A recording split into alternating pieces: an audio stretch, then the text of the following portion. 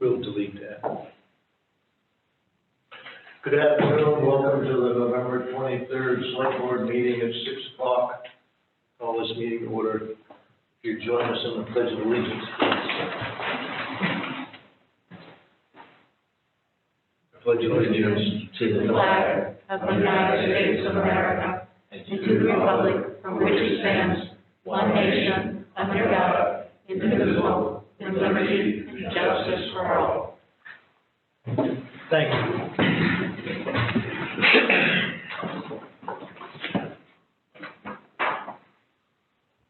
A checklist to ensure meetings are compliant with the right to know law during the state of emergency. Select Board meeting November 23rd, 2020. As chair of the Haverhill Select Board, I find that due to the state of emergency declared by the governor as a result of the COVID-19 pandemic and in accordance with the governor's emergency order number 12, pursuant to Executive Order 2020-04, this public body is authorized to meet electronically. Please note that there is a physical location to observe and listen contemporaneously to this meeting, in addition to the electronic means to attend, which was authorized pursuant to the governor's emergency order. However, in accordance with the emergency order, I am confirming that we are A, providing public access to the meeting by telephone, with additional access possibilities by video or other electronic means. We are utilizing Zoom conferencing for this electronic meeting. All members of the Select Board have the ability to communicate contemporaneously during this meeting in person or through this platform, and the public has access to contemporaneously listen and, if necessary, participate in this meeting through dialing the following phone number: 1-929-436-2866 in the U.S., or by clicking on the following website address: https://zoom.us/meeting. Meeting ID number 939-3602-1350, passcode 903336. Access information also provided on the Select Board agenda. B, providing public notice of the necessary information for accessing the meeting. We previously gave notice to the public of the necessary information for accessing the meeting, including how to access the meeting using Zoom or telephonically. Instructions have also been provided on the website of the Town of Haverhill at www.haverhill-nh.com. C, providing a mechanism for the public to alert the public body during the meeting if there are problems with access. If anybody has a problem, please call 603-728-5192 or email at townmanager@haverhill-nh.com. D, adjourning the meeting if the public is unable to access the meeting. In the event the public is unable to access the meeting will be adjourned and rescheduled. Please note that all votes that are taken during this meeting shall be done by roll call vote. We will start this meeting by taking a roll call attendance. Matthew. Present.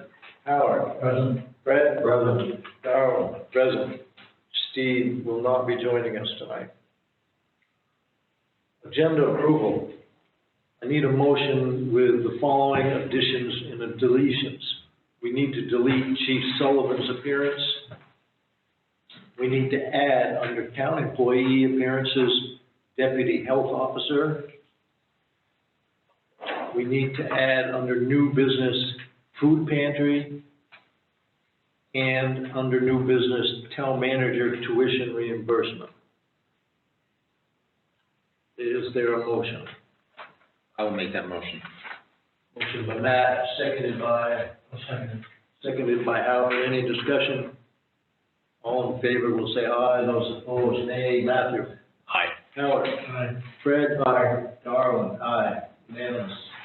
Can you list those again, real quick? I'm sorry? Just list them again, which ones are you adding? Can you tell me again which ones you're adding, just quickly? Under town employee appearances, Deputy Health Officer. Yeah. Under new business, Food Pantry. and town manager tuition reimbursement. Okay, thank you. We need a motion for the consent agenda, which consists of approving minutes of the November 9th, 2020 Select Board minutes, signed manifest forms and other warrants. I'll make that motion. Motion by Matthew, seconded by Fred. Any discussion? Those in favor will say aye, those opposed nay. Matthew? Aye. Howard? Aye. Fred? Aye. Darwin? Aye. Unanimous. Scheduled public appearances, Dawn Burleson. Good afternoon. Hello. You are looking to join the Recreation Commission. Correct. Would you start by telling us something about yourself? Would you introduce yourself first and then tell us something about yourself? Certainly. My name is Dawn Burleson. I live here in town, and I currently work at the middle school, April Cooperative Middle School, and this is my second year with them. And so a couple of the committee members asked me if I would like to join and help them out. So here I am. Here you are. Good. What is your basic understanding of the purpose, duties, and responsibilities of the Rec Commission? To help facilitate with fundraisers and events that they hold for students for the local communities. Do you have any experience and or training that would be useful on the commission? Well, I think the best I have is working in the middle school. So I'm around the students and I know with some things. And I've been in the community and I know what they have for events, and I've helped them out as a volunteer on occasion. Okay. Are you willing to attend training which may be provided by the town related to your commission? I am, if it doesn't conflict with my regular job. Your full-time job? Yeah. What is your understanding of a conflict of interest? So if you're doing something business-wise to benefit yourself personally, that would be a conflict of interest. Are you willing to so state a conflict if one should arise and remove yourself from the table and become part of the audience? Absolutely. What is your view on basing decisions solely on the facts alone, as prescribed by the New Hampshire statutes and local ordinances? Well, the statutes and ordinances are put in place to follow, so decisions should be made by those. Any questions for Don? Are you a full-time president? I mean, are you a long-time president of behavioral? Yes. Yeah, I grew up here and did a lot with the YR program back in the day, and Any other questions? Do you have questions for us? I can't think of anything. Is there a motion to accept Don Burleson into the Rec Commission? I'll make that motion. Motion by Matthew, seconded by Howard. Any more discussion? Those in favor will say aye, those opposed nay. Matthew? Aye. Howard? Aye. Fred? Aye. Darwin? Aye. It's unanimous. Congratulations. Well, thank you. We missed you to haunted happenings, I guess. Yes, I had a Oh, I haven't wedding. seen you there. I had a wedding to do that day. Yeah. But they tried to get me there to help, and I said, I'm sorry, I'm already spoken for. Yeah, we had a good time. I heard. Went very well. Well, thank you. You're welcome. Town employee appearances. Deputy Health Officer. Lori Aldrich is on Zoom. You can hear me. Can I hear you, Lori? Can you hear me okay? Yep. Okay. So you want to be the deputy health officer and you come recommended by the health officer. Did I say deputy health officer? Yes. And Gary's recommending you, Bridget's recommending you. I have the oath of office here. This might seem a little weird, but are you ready to take your oath? Yes, I am. Okay, all right. I'm gonna feel like I'm talking to the wall here, but if you would stand and raise your right hand, please. To Lori Aldrich of the town of Haverhill in the county of Grafton. Whereas there is a vacancy in the office of Deputy Health Officer in said town, and whereas we, the subscribers, have confidence in your ability and integrity to perform the duties of said office, we do hereby appoint you the said Lori Aldrich, a Deputy Health Officer of said town. And upon taking the oath of office and having this appointment, and the certificate of said oath of office recorded by the town clerk, you shall have the powers, perform the duties, and be subject to the liabilities of such office until another person shall be chosen and qualified in your stead. Repeat after me, please. I, Lori Aldrich, Lori Aldridge, solemnly swear do solemnly swear that I will faithfully and impartially that I will faithfully and impartially discharge and perform all the duties incumbent to me all the duties incumbent to me as Deputy Health Officer as the Deputy Health Officer, according to the best of my abilities, according to the best of my abilities, agreeably to the rules and regulations agreeably to the rules and regulations of the Constitution and laws of the Constitution and laws of the state of New Hampshire. of the state of New Hampshire. So help me God. So help me God. Thank you. Did you all vote on that? Did you guys vote on that? I'm off track. I think you guys need to vote, yeah, to make it official.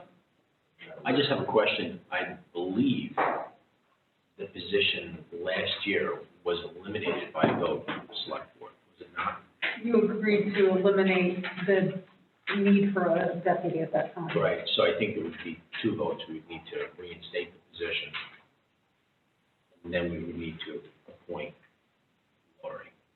Because I recall specifically voting on eliminating the deputy health officer position.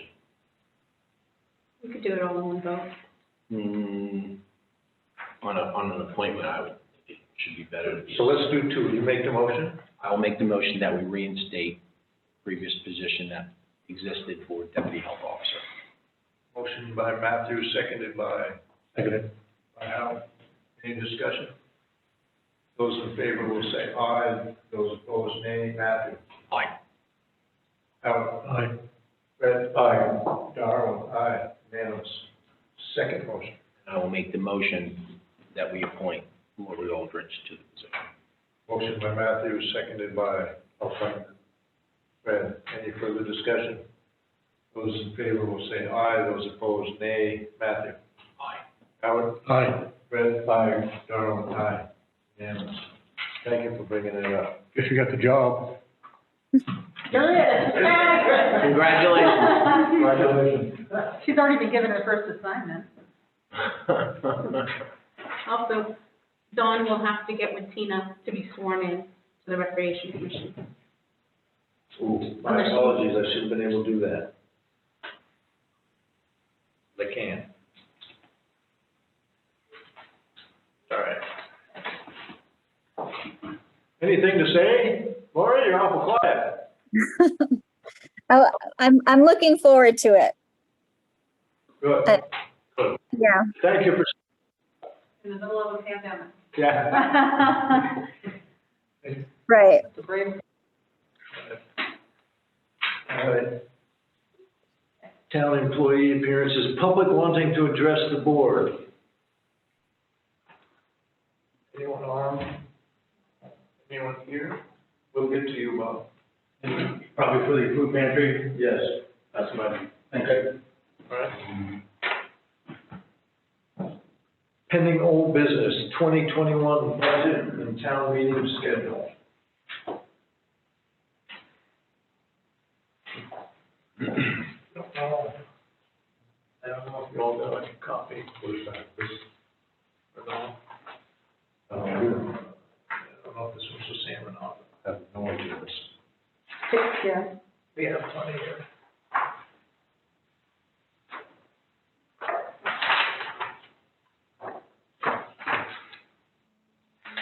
I don't think this changed anything.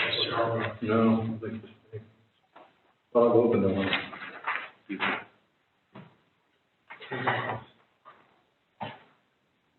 So questions or comments on this budget and schedule?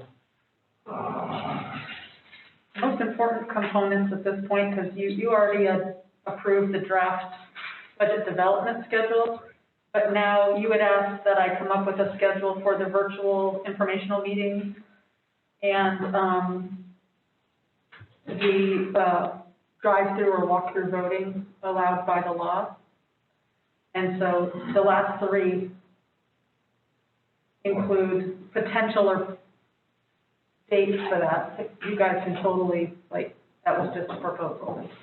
Right. If you want more time between, it said it had to be at least a certain number of days.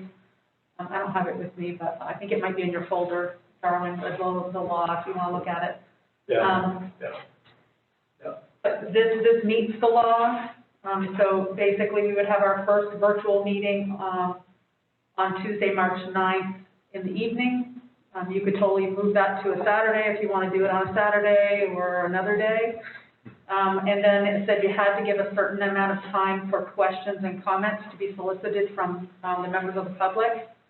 It didn't really tell you exactly how many days, but it had to be within 7 days of the next meeting. So it could be all 7 days, or it could be 2 days. And then the last, which would be meeting number 2, is your meeting to actually answer comments and discuss warrant articles and changes to warrant articles with the public. And then the last one is the drive-through voting. So you had to have one meeting to actually talk about the warrant articles, present information. You had to give a certain period of days for people to give you comments and for you to solicit information from them. And then you have to have another virtual meeting to actually talk about the comments and whatnot that you receive from the public. And then you do your voting separate. So I did hear from Lori Melanson. You asked me to reach out to her as well. And Lori has said that she would like to know what day you all decide for your drive-through or walk-through voting, because she would like to combine the vote, not the informational meetings, but the vote. That's what I said. That would be the best way to do it. Have you talked to Jay Holden about this yet? The schedule, because he needs to be moderator of the town meeting still? He's received this schedule a couple of different times. We were talking about the budget development schedule today, but he hasn't specifically asked me about the virtual meetings Because yet. he needs to moderate the meetings. Period.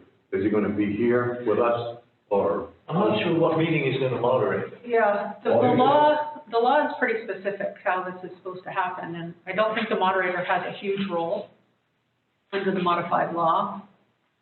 He doesn't have a role in this in the modified law? Not really. Okay. I mean, he would have a role, but not the kind of role he would have in the room. Wow. So I don't expect Jay Holden to get on the Zoom and try to, present warrant articles. That'll be you guys. I thought he would be here with us doing the presentation on Zoom. Yeah. It's not precluded. You could have him participate, however you. He's more than welcome to participate, but to be part of it, but we're going to do an informational session, which I don't know why we need a moderator. Well, I'm looking, I haven't read what the new legalities of the COVID-19 virtual meeting are, okay? But every town meeting, the moderator runs the entire town meeting, top to bottom, okay? And if we're doing town meeting virtually, My question is, does the COVID-19 town meeting virtual eliminate the moderator? Does it allow him? Doesn't really talk a lot about the moderator. Right, have you don't have I read that, I'm trying to read that. so it talks solely about the governing body. Right. It never mentions a moderator. Right. So, I mean, we're gonna do an informational meeting. We just present our budget, Right. and then 2 days later, or whatever it is, or for 3 days, we solicit inquiries, Yeah, I understand. and then we answer those Right. at another meeting. Right. So I don't know if there's a place for a moderator. I want to make sure that it's legally covered, and we know 100% sure that it's not necessary, because I don't want to go to town meeting and have to do it all over again. I haven't seen anything where it says the town moderator is not part of the town meeting. Moderator most usually does not take over until after the last budget hearing. Right, after the last budget hearing. Right, but if informational leads up to that level, So this is the actual town meeting. So the information, town meeting is virtual, it's a virtual town meeting process. So you will have already approved your budget at the budget hearing Right. back on February 8th. So we're talking about setting a virtual meeting schedule for town meeting. So it's, and in the law, it doesn't talk a lot about the moderator, if at all. So the law allowing a virtual meeting for town meeting, it very much changes the process. So, Okay. and you all have, according to the law, you have the authority to do that, to decide to move it to a virtual meeting, with the understanding that you're not going to get, we had almost 500 people show up at town meeting last year. You're not going to get 500 people into a room No, you're not. under COVID restrictions. That's why they allowed this. Okay, I just wanted to, again, want to make sure that he's not required, because I don't want to have to do town meeting all over again. There's something that we do wrong. Well, we should include them, so, I mean, there's no reason not to include them, so. No, it can be included. I'm not sure what purpose. No, but I mean, But you have to I understand. think normalcy is more important. But you have to understand his role. Of course, she doesn't really have one according to this. So he might have a role in meeting number 2. I mean, we'd have to think about the logistics to that, because you're going to be answering questions. That's where people are really going to have more of a deliberative type session, because the first informational session is just information. You're presenting the warrant article. Right. Warrant articles. And then we have a solicitation period, and then that second meeting, he might have a role. We could figure out how comfortable he is doing it virtually. Like, how would you manage that? We can talk to Jay about that. And then the drive-through voting is just voting. So he would be there, I think the moderator has to be there for the voting process. Yes. So And you think the time frame is correct, 1 to 6? that's totally up to you. Yeah, that's, all of that is up to you guys. Like, this was just, you wanted me to come up with a proposed schedule. So you could choose a different day for your first virtual meeting. You could choose a longer period of time, up to 7 days for soliciting information, and you guys can choose a totally different date for your second meeting, as well as your voting. So if you don't like the idea of doing a virtual meeting in the evening, you'd rather do it on a Saturday, we could just change this whole schedule for the last 4. That's up to you guys. Okay. So basically, there's no public participation at the informational meeting at all. The second informational meeting, there will be some. There'd be some that will just be answering the questions that you Yeah, receive. I'd have to read the law a little closer, but that's when people have the opportunity to decide to make changes. So I don't know exactly how that, I'd have to read the law again. But I think that if there is going to be any kind of interaction with the public, it'll be an informational meeting number 2. That's when the warrant articles can be amended by the public. I believe so, yes. That's what it sounded like when I read And it. at what point do people requesting funds, is that going to be at that same meeting? I mean, it's really up to you. You can have them, I mean, in this, it makes it sound like you don't even ask them to present that information. But if you wanted to give them an opportunity to present their warrant article and their request for funds for nonprofits, Okay. I would probably do it at that informational meeting number 1. As you get to that article, you just have them come on to the Zoom, make their presentation, and move on. Okay. This is gonna be so weird, really. I think we've had a lot of practice though, so. Pardon? I think we've had a lot of practice. Oh, I know we have, yeah, we have, but still, it's just different. That one. We're covering everything from November 6th on. I'm sorry, what? We're covering everything from November 6th on at this, what we're talking about right now. No, March 9th on. The last four on the bottom. Oh. You guys already decided on your budget hearing date. You voted on that a couple meetings ago. I have a question to ask though. The budget committee used to be made up of 13 members, and over the years it's been brought down. And one of the things that was done years ago was a precinct commissioner from each precinct on the budget committee, and that has not evolved. Do we have any input? The moderator is the one that chooses the budget committee. Yes. But I would ask, to be fair to everyone in every precinct,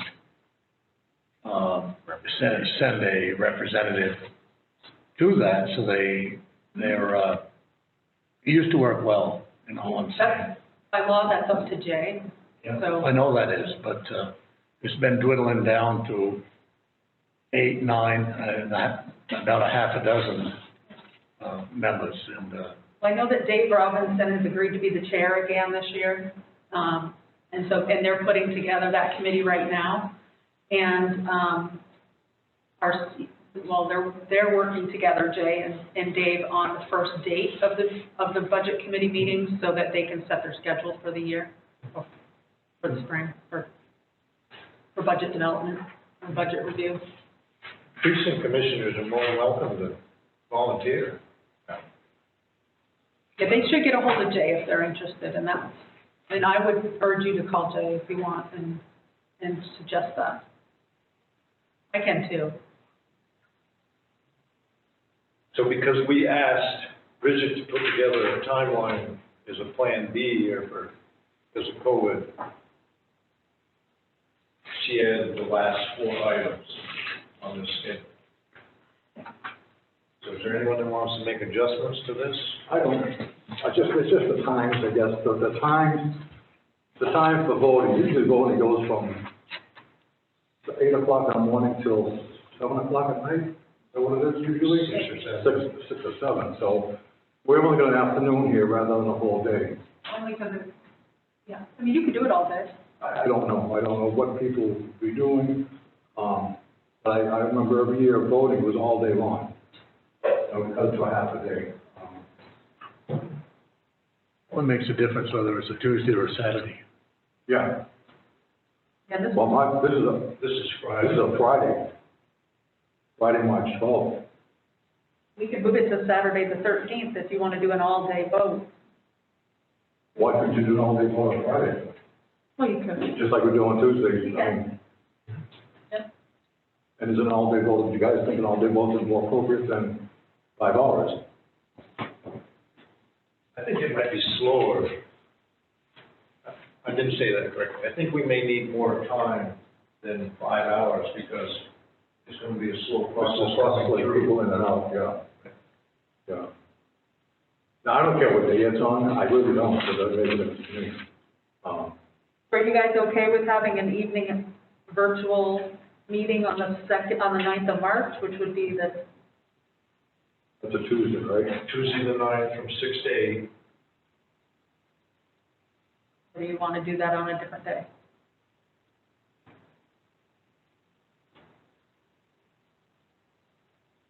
When is our select board meeting? Yeah. We usually need a prior week. I don't know if it really makes a difference. But it doesn't matter, we have a meeting Monday night, we go Tuesday, then we'll do this meeting. Perfect, you know.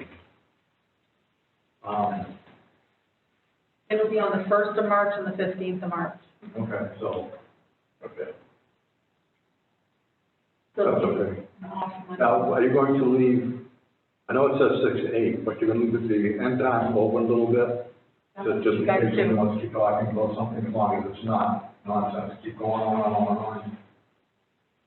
That's up to you guys, that's up to you guys too. Yeah, I think. I mean, if you have a lot of people who want to have, Well, people won't be, that's, the first one, it's our presentation, right, I understand. so there won't be any interaction with the public. But there may be questions. No, you solicit the No. questions No. in between the two meetings. Okay. So they're gonna send emails or whatever, or phone calls between the two meetings, and we're gonna answer them one at a time At the next meeting. at the next meeting. And then, at that next meeting, which is the 11th? 11th. So at that meeting, we'll answer all those questions, and any new questions from the public? That have not been submitted? According to the law, it doesn't really, it's not really specific, but it makes it sound like it's just questions that you solicited between the two meetings. Governing bodies shall then discuss, debate, and be permitted to amend the proposed warrant. There'll be some interaction, I think, but Okay. you guys will have to decide that too. Okay. That gives people 2 days to submit questions, comments. Right. So, Is that enough time? We're allowed up to 7 days. yeah, I don't know, it's all new, so I don't know. I just don't know. But again, questions can be submitted anytime, because they're gonna be submitted online, or they're gonna be, all right, let's rephrase that. Online submitted questions, phone calls, how are you gonna take the questions? We'll probably want to dictate how questions come in. All right? We'll probably want to dictate how Right, questions come exactly. in. And you'll probably want them in writing, so. Right. Well, it says, the law says after the live virtual meeting is adjourned, questions and comments from the public shall be solicited and received via electronic mail, voicemail, text message, or by other electronic means. Okay, so, all right, good. Okay, So is 2 days enough for solicitation of feedback, comments, questions? Good people will have their questions long before. yeah, once the meeting. I think 2 days is sufficient. Yeah, once they see the warrant articles, I mean, they come to the meeting at night, but something happens in one night, so. It is, So I guess the only real question is Friday, do we want to do Friday or Saturday? And I think I'd like to see all day, I guess, 8 to 6. no, wait, hold on a second, what did you jump to? Town meeting day. Oh, yeah, I'm not there yet, wait a minute. All right. I wanna go back one more time. Okay. So do you want a longer virtual meeting for the second meeting than 2 hours? Yeah, Thursday, 11th? It might go longer. Yeah. So maybe just a start time for that? Start time, yeah, and then go from there. That's where we may or may not amend articles, Right. correct? Right. Okay. And not a lot of them get amended, but still. Okay, and then, now you go to town meeting day. So it doesn't, I don't care if Friday or Saturday, but I'd like to see 8 to 6. I'd like to see Right. a full day. Right. I agree with that. So are we good with Bridget's day of Friday, but we'll just change it from 8 to 6? Would you rather see Saturday night? I think doing it on a work day, 8 to 6, I mean, people that are working might have a hard time. Well, a lot of people worked Tuesday, the last election, and we had 2,200 people come up, Yeah, we were also open till 7. 7 o'clock. So, You can go 8 to 7 if you want. and after 6 o'clock, not that many people came in. So, I mean, because if you do it on a Saturday, there are people that work Saturday too. That probably have more of a difficult Well, time getting up on then Saturday. I would say then we should mirror the hours that we were open for voting in the general election, Which is 8 to 8 to 7. 7. The thing that runs tight is when you run the town meeting the same night from 7 o'clock and you start the meeting at 7:30 or 8 Right. o'clock, that runs tight. If you don't have the meeting the same night, it should be okay to, want a motion? Okay. Make a motion, 8 to 7. 8 to 7 on Saturday. No? Or Friday. Friday. What do you think? Motion for 8 to 7 on Friday. So now on Friday, 8 to 7, after the voting is done, what does the board do after that? We're not done after that, are we? Yeah. Whatever normally happens, so ballot counting. Ballot counting, ballot counting and swearing in of the new, of whoever's been voted in. Okay, Well, swearing in won't take place, later on. you have to wait for recount or something like that. Okay. Wow, okay. And so you'll notice the only other date that I added that was the mail out of instructions. That's required by law too, that a week before the first virtual meeting, the town has to mail out to every registered voter instructions on how this will happen. So we're gonna get in the mail on March 2nd? It has to be in the mail by March 2nd, postmarked. And so we will add it into the town report or into, so that people are aware. But then we'll also have to do a separate mailing by law. So, okay. All right, when we're done with this, I got another question, but not pertaining to this. Have to vote on that. We need to vote. We didn't get a second to Howard's. I'll second Howard's motion for Friday, 8 to 7. So we're accepting Bridget's meeting schedule here, except for the change of. The amendment to the times. Right. Is there any more discussion? Those in favor will say aye, those opposed nay. Matthew? Aye. Howard? Aye. Fred? Aye. Darrell? Aye. It's unanimous. So just to clarify, that'll be an open-ended second informational session, so it'll be 6 to whenever, Right. and then 8 to 7 for voting. Okay. Thank you. Select board have to stuff the envelopes for the ballots. For No, for your, tax bills? well, did that too. Are you offering? You mean for this informational mailing? Yeah, that'd be great if you guys want to help us stuff the envelope. Thanks, Howard. Might just be a postcard. No, I just had a question. It might just be a postcard. We might be able to get it on a postcard. That would be great. That, And through cheaper. Target might do that. Yeah, it's something that fire department. All right, we're good with this. And I assume, my other question was, the annual reports, they'll be available on voting day for voters as they come in, so they can write their annual report. The town report, Yeah, town report. that will be available to the public on the 23rd of February this year. On the 23rd, how are you gonna get it to the people? Online. Same way that they always, they can come into the town office and stop at the monitor, We put them in the post office. the libraries, Okay, all right. and yeah, we can set up, if people are driving in, if they want a town report. And some online on that day as well, It'll also be online. on that day? On the 23rd. Okay. Yep, they'll send us an electronic file. I don't have to go there. Okay. What an interesting year. Ain't over yet. Hopefully not to be repeated. Yeah. New business, warrant articles to discontinue roads. Yeah.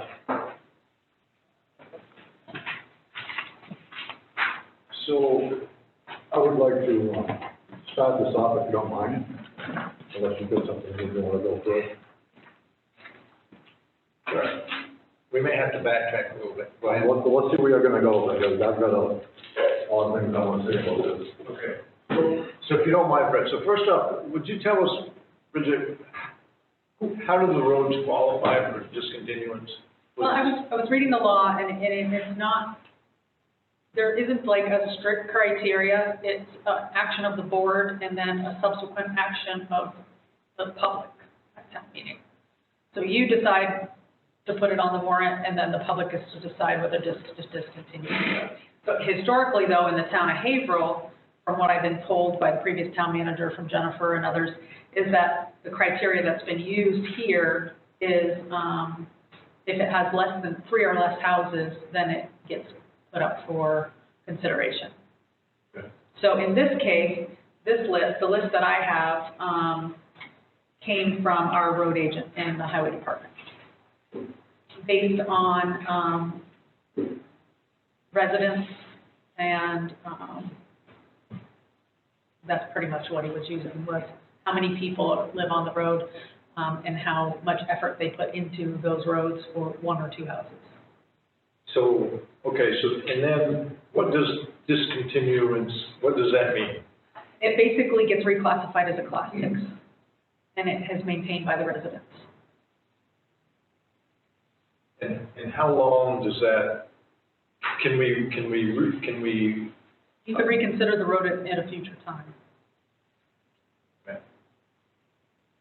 Under the same process of accepting, it would be accepting, that you'd have to go through the acceptance process.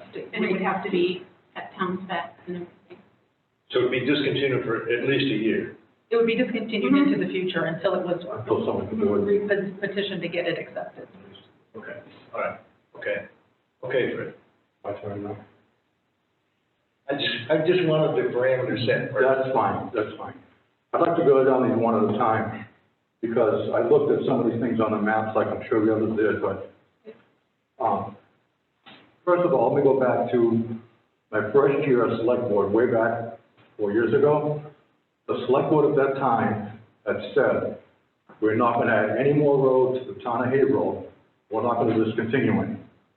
You're not gonna what? Discontinue any, and maintain them the way they were. They said that 4 years ago.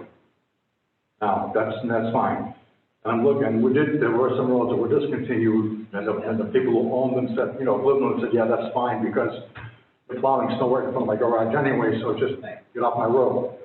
There were like 5 roads, I think, discontinued in 2018. Yeah, yeah, and the people were fine with that. Actually wanted them to train that way. But let me go down this list, because there's some problems here. First, the other problem to look at is, if you have a road that someone has built a house on, and it was a public road, and now you're gonna take and make it a private road, then you know, they built a house on that road in the first place, if it was a private road. It's not a private road, it would be a class 6 road. I'm sorry, then you know, built a house on that. So, let me get on the list. Mace Hill Road, there's a farmhouse at the end of the road. There's a farmhouse, there's a farm with a house at the end of the road. Okay, so that, It's not at the end of the road, first of all. that's what it looks like on the map. No, Fred, you want me to fill you in on that one, you want me to wait till the end? Sorry? That Mace Hill used to be a throughway to Right. Briar Hill. Right, They plowed to the farm, right. from the farm to the next, he takes care of the road, and he plows the road himself. On the other end of that road, there's 3 houses. 3 houses. And, if, not being, trying to be too short-sighted, if you look down in the future, the area of congestion, it might be at Aldridge's store, in that road, if it's left, if you want to do a class 6 and give it up and still have the ability to open it back up, I live on Briar Hill. I'd rather go up that road Right. to Briar Hill and cut out the congestion. Also, there's a farm on Briar Hill that uses that land. His farm machinery, going to those big poop spreaders and things down the road, would be a heck of a lot better to come down that road to that farm. Now, some of these, all I can say is, if it's still left as a class 6 and it could be opened back up, Right, that answers a lot of questions for me. okay. Heath Road, Yeah, we had that conversation today. Heath Road, because I couldn't find it on our maps, is listed on our tax maps as Fullerton Road. And so let me bring that up. there's a lot of houses on that road, because I looked at it. Heath Road? Yeah. One house. No, One. there isn't, no, there's one there. There's one. No. If you look at big maps, at the end of Heath Road, there's a whole bunch of houses with a side street with houses on it. No, there's no side street off Fullerton. It's, I'll bring up the map. Yeah, I'm telling you, I looked at big maps.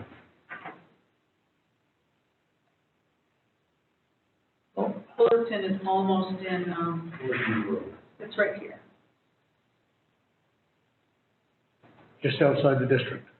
It's almost in Woodsville, yeah.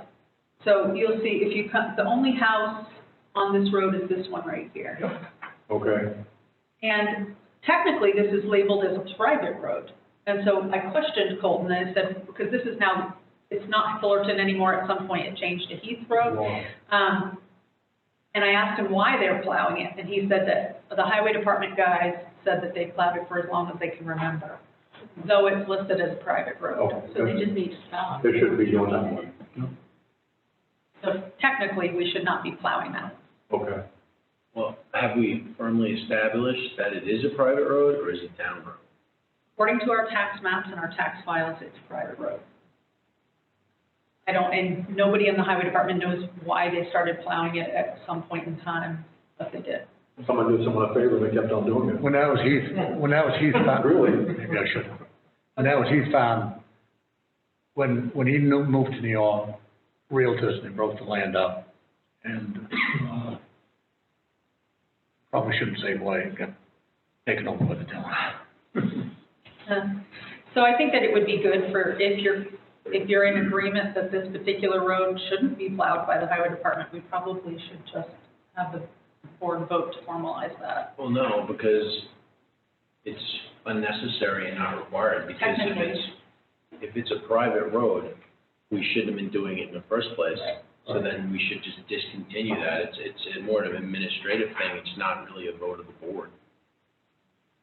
It's more of like a management thing where, oh, well, I think it has more weight if the board agrees with that but action. there's no basis for the action because we're not discontinuing it.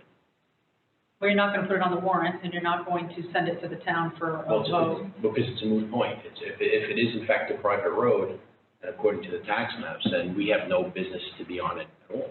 But we're just gonna confirm, as a board, we're gonna confirm that it's a private road, and we shouldn't be there, that's all. Right. It's your understanding that the highway department should not be plowing. That's Or already- maintaining it. But that's already established policy now. We don't maintain people's driveways now. So, But unfortunately, we have been, for whatever reason. well, if you find something wrong, we stop doing it. I mean, it's the way it should be. Okay. What? You still up, aren't you? I'm still on tailgate lane. One house. At the end of the road, that's it. That's over almost in Newbury. It's the Newbury crossing. There's a house at the end. Yeah, very nice. That's not the original name. Somebody made a mistake. It used to be Tollgate Lane because there was a toll going across the bridge. Oh, God. And for years, I don't know what the tailgates, I don't know how that changed, tailgate, it used to be Tollgate Road. Then you have Tannery Road, it's got two houses at the end and two houses on Do the you want to deal road. with each road individually? Or do you Sorry? want to deal with each Oh. road individually or talk about them all?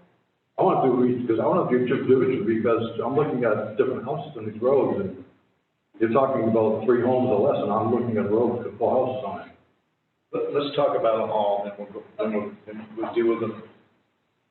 So which one do you want to look at now? Tannery Road. Fred's on a roll here. Yeah, I'm going. Could I just, Sure. I just make a statement? I just think that as a blanket policy, other than finding mistakes that we've done where we're taking care of a private road or a private driveway, and we fix that, what we're doing, I think the town we have very few responsibilities as a local government, and I think maintenance of the road is an important one that we do, and I think the town does it really well. But I think once you've established reliance by these taxpayers, and they have homes on these roads, and trust me, I live on a Class 6 road. I maintain my own road. I plow it, I do it, so I feel the pain. And especially with the mountain lakes, because it's a precarious situation, because like Jennifer had spoken up and said, oh, well, you can always take them back.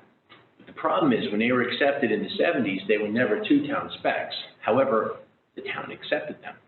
So now the people there have a reliance on this. Plus, there's second and third order effects that we're not thinking about. Well, you're going to hurt property values. So someone who's been paying their taxes all along 20, 30 years now, oh yeah, we can discontinue your road, you 3 guys, good luck. And now you're gonna hit them. Most people's homes, I would say, as a general statement, that's like their biggest asset.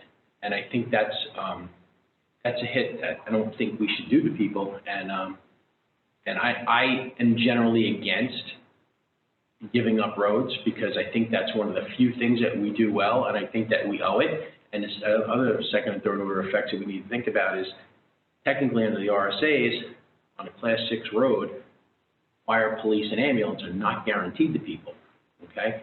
Our fire department, our police department, our EMS are very good, and they'll find a way to get there.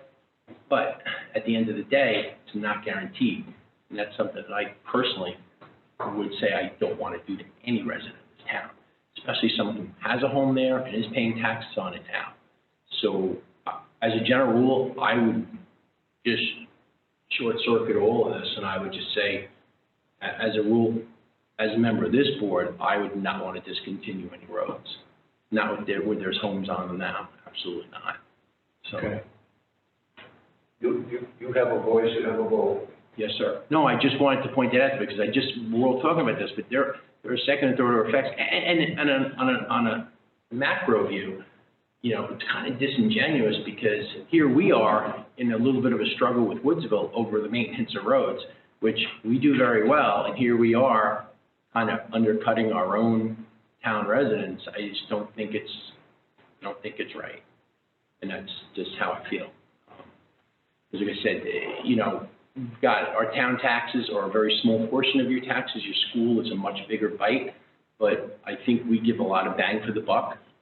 And I think by taking roads and discontinuing that roads for those people, I think it's just not worth it, quite honestly.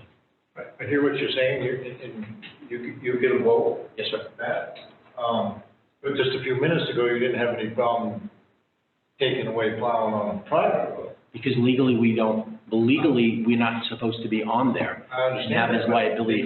but it's been done for 30, 40 years. I understand that, and those people could make a case in court that there's reliance involved, but that's something that they can do. But if I find, like, if you found out as the chair that we've been doing something wrong all along, you stop it and you fix it, like just what we do, and it's the same thing with that. We have no right or business to be on a driveway or a private road, and that would fall into like fraud, waste, and abuse, because if we know what's going on, we need to stop it. Like you just said, I think that part of this has come from the belief from the highway department that in many cases, we're pretty much plowing somebody's driveway. So when you look at the toll gate road where there's one house at the end, kind of what you're doing. Just like when we went in, or we didn't, but at the 2018, on the 2018 warrant, where the Haynes There was driveway. one house that they wanted to be maintained. One house at the end of the road, just like with Tollgate Lane and a few others. So that's the purpose, is that the highway department, I mean, and there's some roads they haven't asked to be discontinued, where I've driven with them plowing, and you're definitely pretty much driving up someone's driveway, turning around and coming back.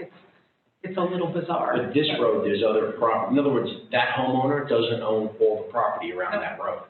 Other people do, just because it hasn't been built upon yet. So now what we're going to do, if it's discontinued, now we've effectively lowered the taxable value of those properties. Or to be made. Well, I don't know, I'd have to ask our assessor if being on a class 6 road, what was your value? I can assure you that it absolutely does. Okay. Just the fact that you're not guaranteed police, fire, or ambulance. Not saying you don't get it, but saying that you're not guaranteed to get it. And in fact, if you look on the town forms, when you build, if you request to build on a class 6 road, it specifically says it. There's an understanding that you have to make for that. So it's just. Is there a difference between a class 6? I have a driveway that's almost a mile long. It's not a class 6 road. It's a driveway, but it would be considered private. Well, if it's Okay, if it's but on at your the end property, of that is, well, close to $2 million of taxation at the end of the road, and I maintain the same road. I'm probably speaking out of line. I'd be It's all fair. curious as to the assessment value. I'd be curious for that, if that's actually, how much that impacts. I'd be curious about that. Well, it's not just the immediate assessment value, it's the assessment value and the taxation of the properties that could be built on that are still there vacant. We're gonna, and people may not wanna build on a class 6 road because they have to maintain it. So you're putting one strike against somebody who wants to build a house on a road because the town's not gonna maintain it. So you may lose the tax from that alone. Well, when they buy the property and or if they buy the property and they have to go to the planning board, right? And then, Well, if you want to build, yeah. Yeah, I wanna build. but these people, They already own the property. right, but like, whatever, this road we're on right now, Campbell Road, there's 2 homes. Now, I don't know if that's all the property, maybe that's all the land that's there is owned by the 2 people that own the homes. I don't know, but let's assume that it's not, that there's another piece of property. Yeah. So you go to buy it, you go to the planning board, and then the board can decide to take the road on. It's simple, as that. Oh, and the other point I just wanted to make, when you talked about the, those roads, like I said, when we took them over in the 70s, they never met town specs, but we took them anyway. So to say, maybe we could revisit in the future and take it back, now you're creating a bar that it realistically is not ever going to be met because they've never met the classifications of town specs. They couldn't. Right. They couldn't do it. The town bailed them out when we took the roads over. Exactly, and that was my understanding. I wasn't here in the Simple. 70s, but. Well, we haven't gotten to Mountain Lakes yet. No, I'm just saying as a general rule, but I know a few of these roads were in Mountain Lakes, and I know for a fact most of those roads are not, they don't meet specs to start with. I mean, the argument should be made, should they have ever been accepted? No, but here we are, they were, and for 30, 40-something years we've been doing it, so. I'm gonna change my approach because I'm looking at roads, there's another road here, it's got 3 houses on it, 2 at the end, 1 at the entrance, 2 at the end, another road's got 2 houses at the end and 2 houses on the road itself. So I'm kind of going along with what's being said already, and especially Mountain Lakes having a problem from way back when it was accepted as it was, no matter what the roads were like. So I will, forgo going down list by list by list, but I don't see any reason why we should just continue with the other roads. I'm sorry, you Don't see any reason why we should discontinue any of these roads. any of those roads. Right. Because if people own property on the road and want to build in the future, they may not build. And you may have people who own property on these roads that have built houses, they're being maintained, they built the house knowing that the roads are going to get maintained, and now it's not going to be maintained. And that's just not right. You're looking at a narrow bunch, Fred. One down Anderson Road, 1 house on it. It's like, one I shouldn't speak to, we own property on Petticoat Lane. Wouldn't bother me at all if you didn't plow that road. But I don't wanna get addressed as throwing it up because I have a neighbor there. So I wouldn't vote on that one, but it doesn't bother me at all. Petticoat Lane is just there's a farm, is it not? It's a A small farm and there's a house at the end of the road. There's a farm. House and bath. It's the road that Howard's building on. There's a farm behind it. Right. I don't know if technically your property is on Petticoat or if it's on Route 10. What's the address? 15 Petticoat Lane. It's right here. So there's no property there to buy for other people to build on. No, but there's already a house back in there, one house. So it's a driveway. It's right here. on the Right there. screen. Well, you can't really say it's a driveway, because if you don't own the property, you don't control it. So it's not a driveway. It's a de facto driveway, but in legally, it's not a driveway. The town still owns that road. But it's still a class 6 road. Right. Yeah. And unlike a class 5 road, if someone damages a class 6 road, the town can actually go after them for damages. If someone did those damages to a class 5 road, we couldn't go after the person who damaged the road, which is an odd situation, but We could. on a class 5, I don't believe you can. On class 6, you can. We can on a class 5. If your construction or your driveway or something that you did on your property damaged our road, we could go after the property owner. But in this case, you can see the property lines here, and that other, the one with the blue dot is Howard's lot. I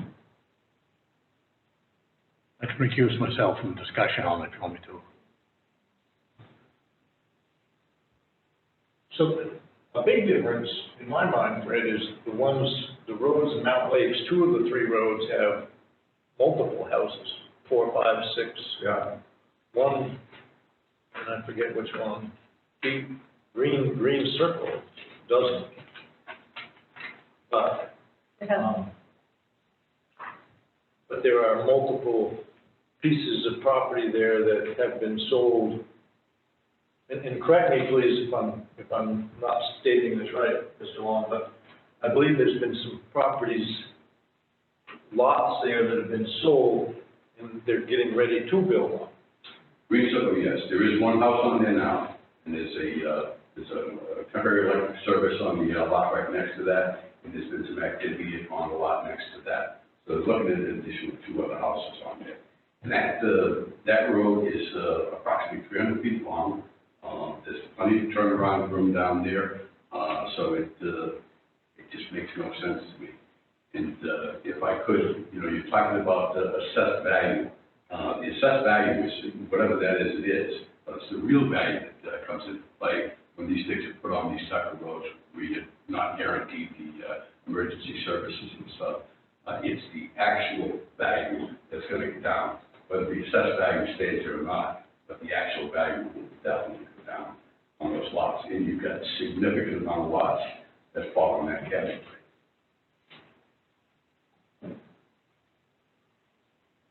So what do you want to do? Howard? I would lean, Mr. Long has given documentation of what's going on in some of those lots and the potential to have. I would lean on leaving those the way they are, but some of the ones that are 1 or 2 that don't have potential, I would lean toward giving up. Okay, so are we in agreement that the Stratford Drive, Eagle Lane, Green Circle Lane, we leave alone? We in agreement with that? Shall I make a motion? I'd like to make a motion. Okay. I make a motion that we do not discontinue any of the roads at this time. Is there a second to Matt's motion? I'll second that. So because of the weight of this topic, I'd like to see a full board here. I'd like to throw that out there. otherwise you're gonna end up in a tie. You're gonna end up in a tie. So that'll go under discussion. We're in discussion. So the motion's on the table and then we'll discuss. Right? Okay. Is that how you want to do it?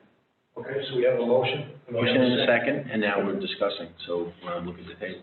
So part of the discussion was, I would like to table this and wait till we have a full board. Then I withdraw my motion. And we'll wait, and we'll table it. That's okay. Okay? Would you like a second? Does that stop discussion too? No, we can continue discussion here. Discussion I have is, a couple of years ago, we gave up some roads, and it wasn't thoroughly looked at. The real entrance to Hazen Park was given up when the road to Ingles Farm was given up, because the true right-of-way to the property in Hazen Park was across the meadow. So by us giving up the road to the Ingles Farm, we gave up that right-of-way. But there's other ones in town. There's a road that goes to the Kaiser Estate. Where? Kaiser Estate, K-E-Y-E-S, Kaiser Flat. The road used to go up over the hill onto the flat, and it used to go around where the farm buildings are. You remember before my time, but the owner used to have a large truck garden, and the road used to go right through the farm. State took over, and they put the road straight through. They bypassed that. There's an agreement somehow with the state of New Hampshire that there used to be a north and a south entrance to that property. And I guess it was my fault. The north entrance got bypassed about exiting right at the top of the hill because it was one of the worst. You couldn't come out of that driveway on a corner like that. Vehicles coming up around the corner at 50 miles an hour. So the south driveway has still been maintained. But there's an agreement somewhere where it's taken, but I don't think there are agreements with different landowners, and I think these ought to be looked at really closely before any of them are given up. What agreements would we be looking for? Any type, I'd like to see the agreement with the guy's estate. Where is that road? Are you talking about going back and looking at that? How that was, Well, if that has been brought up in the past, because there's only, there's a brick mansion there and a house that, used to be tenant's house. where is it? What area of town are we talking? Route 10, south of town, you pass Dead River, past Glacier Hollow, up the knoll and the flat with the fields on both sides. I think there's other ones too that might want to be looked at. As for possible discontinuance or for? No, I think it ought to be noted why they're taken care of. Why we? And they wouldn't, if they have proper documentation where the town's gonna have to take care of the road, they won't come up on the list. Do we need any other information from Bridget before next meeting? I mean, not that we can't ask her. What was the genesis of this? I'm sorry? What was the genesis of this list? It was a request of the highway department based on allocation of resources in the winter. So in these cases, these roads, it's cumbersome to go into one of these little roads and come back out, and you see that in many cases, the homes aren't occupied in the winter, or there's only one home on the road. So it's a matter of resources, how much it costs for us to maintain these roads. I mean, some of them are like summer camps. Yeah. See, like Howard brought up, that's a good thing. We're a small town where if it is a summer camp, then like say if it's Mountain Lake summer camp, maybe we could find that out, and then that would just save us those steps. But legally, we'd still have to plow. But someone can't return it to a permanent home someday. No, all right, I get it. So that's where this came from, the highway department. They had mentioned some of these roads over the year, and so, and Colton had mentioned it a couple of times, if we could give up some of these roads, and I said, well, get me a list, I'll bring it to the board. Was there a CBA on this or no? Cost benefit analysis or no? Like what it would cost, or what would we be saving? Because I'm just saying, say if we save $400 a winter by not plowing this one road, and then now you have 6 properties on there that all come to the appraiser and say, We allocate $30,000 for supplemental plowing, and the supplemental plowing are these types of roads. Gotcha. Mr. Chair, Yes, sir. I wonder if I can request I've sent you a lot of information, I've heard the discussion here about Mountain Lakes. I was wondering if you could reconsider and put Mountain Lakes up to the vote. I think it's almost a no-brainer that you wouldn't take these, put these as class 6 roads, and I'd like to get this one off my plate. I've taken the time to give you the information. I know Bridget sent it to you last week, and I sent you one today clarifying some of my mess-ups on that. But I respectfully request that you take that into consideration tonight. I hear what you're saying, Mr. Long, but I think the roads is a real sticky wicket. And I'd like to see a full board here. Really would. Thanks for your consideration. I'd like to see a full board.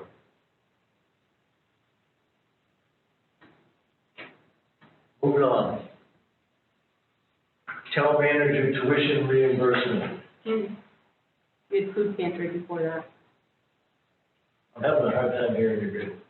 You had the food pantry before. Food pantry. Oh. I'm sure. It was in me.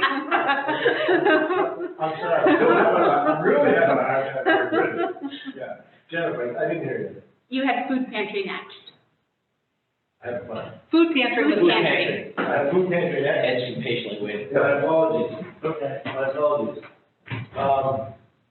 I have an email from the president, is that right? Yeah, it's what I call, yes. Of the food pantry, which I'd like to read if I'm capable of finding it here. This is from Ed Ballum. I have 2 items involving the Good Shepherd Ecumenical Food Pantry to discuss. The first is I would like to offer a huge thank you for authorizing the repairs to the pantry's concrete entrance ramp at the rec building. It makes wheeling food and products in and out of the building much easier and safer for our volunteers and clients. I understand that it's a temporary patch, but it's working and we appreciate it. I was there today and personally moved 1,500 pounds of food into the pantry. I can tell you it was a great improvement. Secondly, the pantry has been generously offered a donation of a number of fresh-cut Christmas trees to offer our clients free of charge. We would like to be able to take advantage of this donation, and we are asking permission from the town to store some trees on the outside of the rec building for a period of time while we distribute them. Our thoughts are to store the trees in as yet undetermined number, but likely 20 or less, under the loading dock area at the Armory building. We would simply offer them to our clients on a first-come, first-served basis and let them take them on the honor system. We would not accept the trees without your permission to store and distribute them from the Armory. If we participate, the trees would be cut on December 4th, and I would pick them up from a tree farm at Orford on December 5. They would be 100% fresh, and they would be there until gone. If any are left over, which I doubt there would be, I will personally remove them, pick up any branches that may have been shed, and sweep up needles. This is a new service or benefit that has become available to us, and we think offering a free Christmas tree to our clients might be a bright spot in what has been a tough year for many. If you have questions, thoughts, suggestions, or concerns, please let me know soon. There are forms and a process we need to complete to do part of the program, and the trees are available to qualifying agencies on a first-come, first-served basis.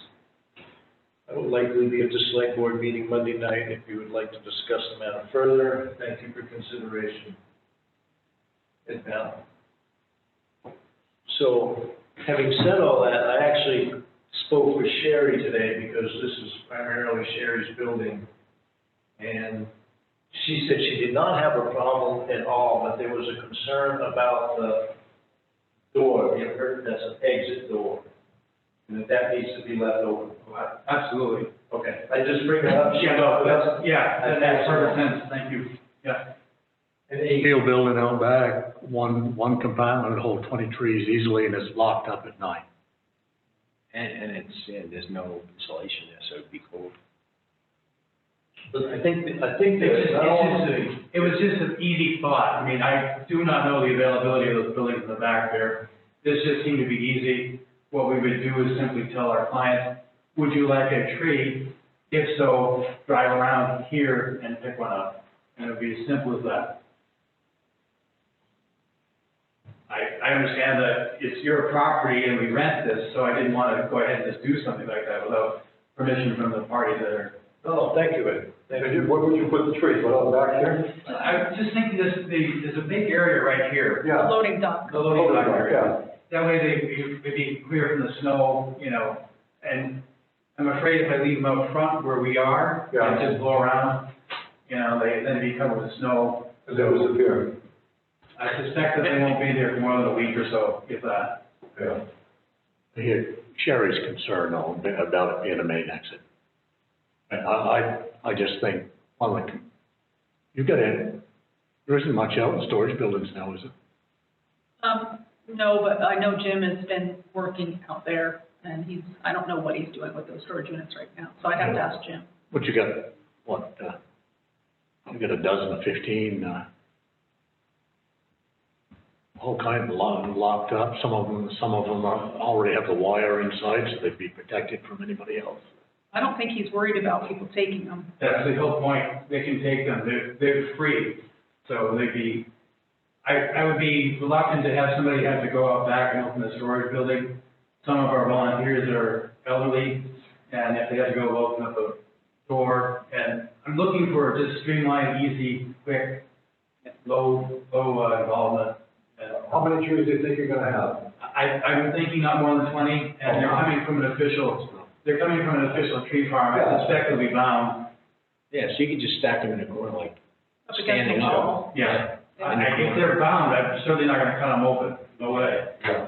I suspect, they're coming from O'Brien's tree farm right down on Route 10, and he's been in business for decades, and I know he's got machinery there to buy them.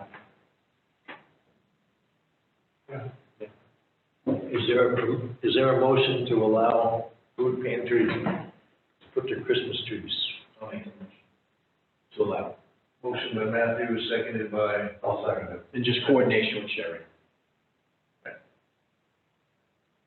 any further discussion? All in favor will say aye, those opposed nay. Matthew? Aye. Howard? Aye. Fred? Aye. Darwin? Aye. It's unanimous. Thank you very much, board, and ladies too as well, thank you. Thank you. New business, town manager tuition reimbursement. Let's see the diploma. No. And they're mailing it to me. Still going to school? I've heard that before. I'm done. She's done. You done? I'm done. Masters? Done my master's in management and leadership in the business school. Congratulations. Thank you. In accordance with section 34, professional development of my employment contract executed in 2020 with the town of Haverhill, I am writing to request tuition reimbursement for the fall 2020 term of my Master of Science in Management and Leadership degree with Western Governors University in the amount of $3,806. I have successfully completed my term and my degree. This is the second of two reimbursements included by the Selectboard in the 2020 budget in anticipation of successful completion of my spring and fall terms. Is there a motion? Motion reimbursed. Is there a second? I'll second it. Motion made and seconded to reimburse town manager $3,806. Is there any further discussion? All in favor will say aye, those opposed nay. Matthew? Aye. Howard? Aye. Fred? Aye. Darwin? Aye, it's unanimous. You never done. No, I'm done. I'm done for now. It's an MS, right? It's an MS. It's a master's of science. MS under. How could it be that name? Town managers report comments. I didn't draft any, but just a few highlights specifically that you might want to know about. The property on County Road is done. The contractor completed the cleanup last week, and I've seen pictures. I haven't got to drive out there, but maybe one of you have driven by. It looks really nice. I've gotten comments, people said they've never seen the house. Right. People that live in there said they've never seen the house. No, seriously, like 4 people have approached me about it. I wouldn't be number 5 because I drove by and said, there's actually a house. And so that's the good news. And so on the flip side, Ralph has filed in court for a restraining order to keep us from finishing the work, which is now done. So we do still have to go to court on December 7th. I have to go to court on September 7th and testify, but it's done. So there's Vehicles nothing are to still there stop. though, right? Huh? Vehicles are still in the woods there? There are still a number of vehicles out in the woods behind the house, and there are still 2 Well, that's cool. trailers in the woods to the right of the house that were specifically isolated in the bid because they could have asbestos. So. We still have an appetite to go forward with removing them. We can get the Army National Guard to do it, helicopters. We'll see, Because they have to 7th of December, Okay, how they, because they have training, it would be a training mission, so. so that, there are still a number of cars in the back, but there's a U-Haul trailer, a couple of campers, and then some cars. But anyway, so I'll be going to court on the 7th. 7th of December? December. Glad we had to spend so much money on security. We had to spend about $5,000 on security detail. It just gets added to the. The final bill came in at $18,200, I think. And that's not including the payback. So he's, in his contract, he had 60 days to sell anything he'd collected. And he's sending us a check for 20% of the value of anything he's sold. So it turned out to be cheaper than we had anticipated. Cheaper than what you all approved, yeah. If 23. I Well, think we- less the $5,000 security detail. So Well, that's, that's not on the contract though. Right. That's- so that's kind of where it panned out. I'll have specific numbers for you. So he really did the right thing by this. It was a lot of work, a lot more work than he expected. And I know that one trailer was relocated from the property by Ralph to another property he has on Court Street. And then the others were all taken away by Ron in pieces. So that's that. That was the big news. I was gone last week off-site, trying to finish my master's degree, so there's not a lot of other information that I have for you that's very different from what I had provided you back on November 9th. Unless you have questions for me. So Woodsville project would be better done in the spring when they can grass it over and. You talking about 42 on the new stick? What do you? No, I'm talking about, Forestry? Oh, the Forestry, yeah, okay, so I'll give you a little backstory on that. So I've been talking with the state, and they have a restriction on construction projects after November 15th. So they've asked us to wait till spring, and they want me to provide a few pieces of information related to the project. It's a simple project, it'll take us like a day, but they want us to wait till spring, so. I think it'd be better off to wait till spring anyway. And then the other thing, since I brought up 42 Almanusick Street, we tax deeded 42 Almanusick Street. It's the big patent house down on Almanusick and Gibson, the corner of Almanusick and Gibson. And so Jim went down and put construction fencing around it because the building's falling in. And there's a very large tree out in front of that building that's dropping large limbs. So we're gonna at least try to take that tree down this in the next month or so. Because it's a hazard and we now own the property. But it's something to keep in mind that that house needs to come down. I was working on an agreement with the abutter. He wanted the property and wanted to be considered for you all to deed it to him as open space like you did for Chapel Street. However, he sold his property.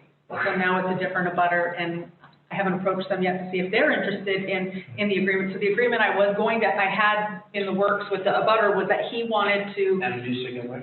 He was Gibson. So he would take down the property, the house, and once it was a vacant lot, you could convey it to him. But now he's sold his house, so we're back to square one with that giant, it's a giant blue house. It's humongous, like bigger than Chapel Street maybe, but it's falling in. So, You go down there, you won't miss it. it's a big, huge dilapidated house. So there is another component to that. So there's another abutter who has been apparently using the driveway for a number of years for parking, as well as the church up the road uses it for parking, overflow parking or something like that. And he's asked for permission to continue to park there. Well, we've fenced off the entire property for safety purposes. But he's interested in having us move the fencing so that he can snow plow that drive and use it for parking. So I guess I would love your input on that. As long as he asks permission and you grant it, then. I haven't granted it. Okay. I want your opinion on that. Well, the fact that he asked permission is a good thing, because then he can make a claim for adverse possession.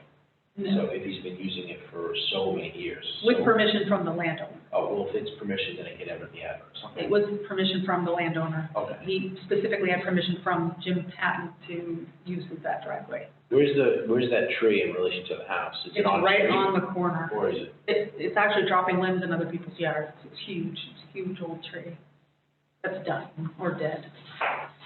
So Did you guys want to take a vote on whether you want to allow? Yes, we should take a vote. Is there a motion?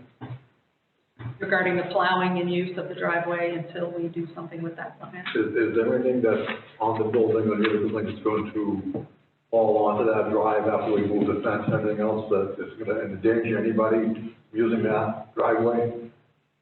We should take the tree down now, I guess, right? Okay. Yeah, the tree, I don't even think would drop limbs in that driveway, it's further back. As long as there's no danger. And it's not, it's like, the house sits, it's a long house. Yeah. And the driveway is kind of like 4 spots that kind of go in along So the. he wants to plow it, utilize it for parking. Continue to use it. I would have no problem with that personally if he agreed to sign a hold harmless. Well, have the church send a certificate of insurance, it would cover it. If we rent land or anything, whether it's free or whether it's rental, all I have to do is send a certificate that covers us. What about his personal use of the lot, of the drive? What about his personal use of the drive? Got the name right. Oh, I thought it was the church. No, it's the abutter. Oh, Oh, Well, as long as we're not held liable. so the place is falling down, the tree's falling down, and we want people to park there. I guess you can see where I'm thinking there. Yeah. Well, it would be over if there's a hold harmless agreement. Does it his risk. So it just depends how important it is to him to be able to park there. I make a motion that we do not allow parking from anyone on that dilapidated property. Is there a second? I haven't seen it, so I don't know. I haven't seen the property myself, that's why I was trying to picture it in my head. I've seen it, but not recently. I haven't seen it, so I can't really judge. I would have to abstain from voting because I have not. Have you seen the property? I have. Is it bad enough? Yeah. It's bad. It's bad, but we can put this off so we can all get a view. you want me to bring it up? You got a street view? Could you? I can get a street. Oh, that'd be great. So that's, yeah, If I can get the, to come it's in. coming, thinking.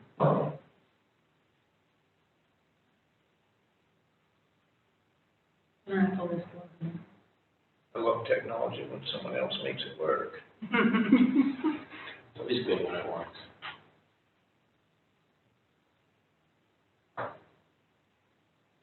Last thing to see before predator.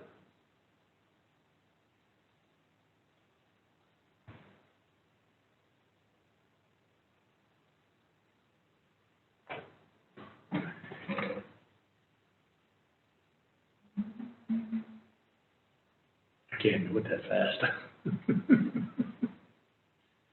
Table.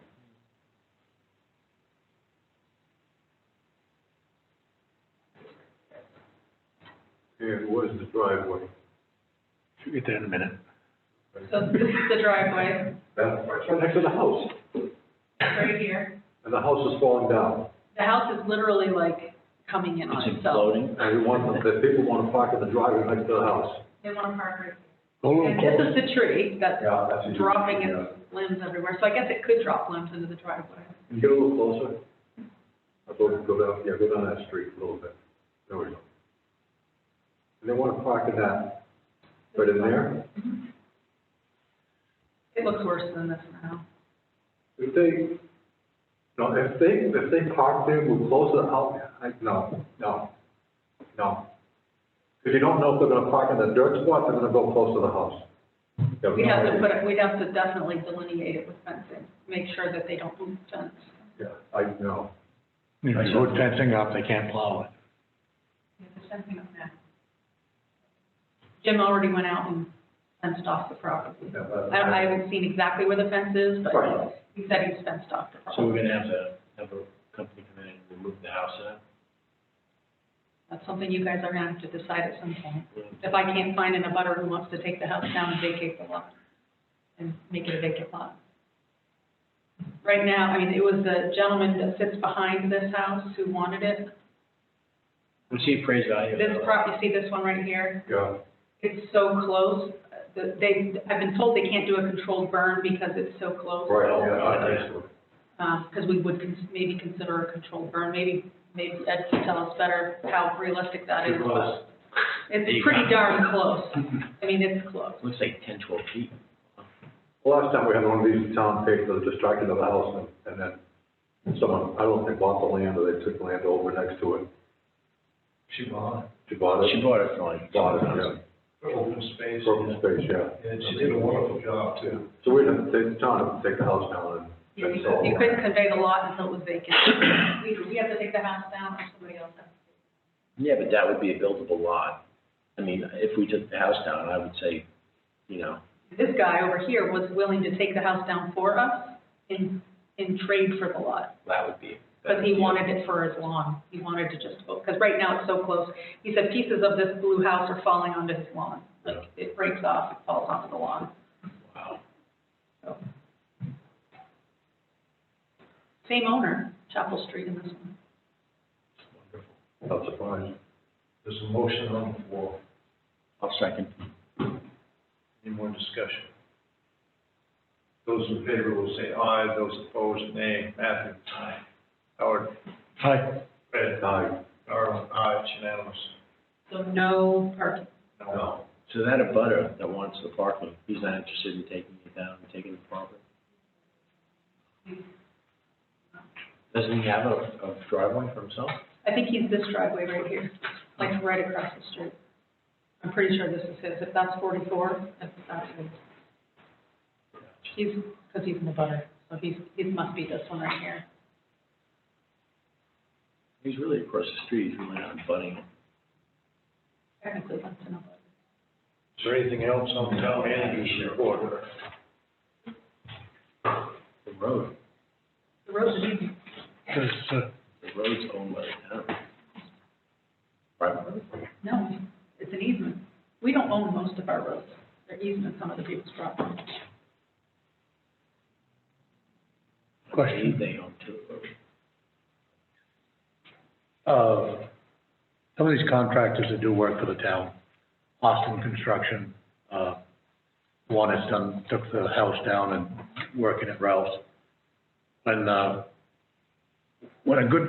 decent job or a good job's done, is there ever a shake of hands and say you did a good job at the end, or a letter?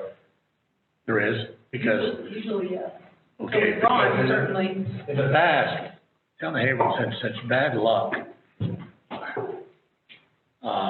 completing with good feelings at the end, and, you've spoken, and we've had, the cleanup has been done twice, and,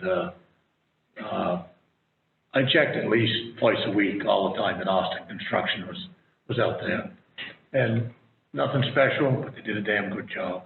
And, I'd hoped that Selectboard could, or the town office, or somebody would thank them. I know they get paid well for it, but would thank them for it. Would you like this, you guys, would the select board like to send a letter? I don't know, like, Draft? We don't have proclamations, do we? We would never use them, have we? We have, I know of.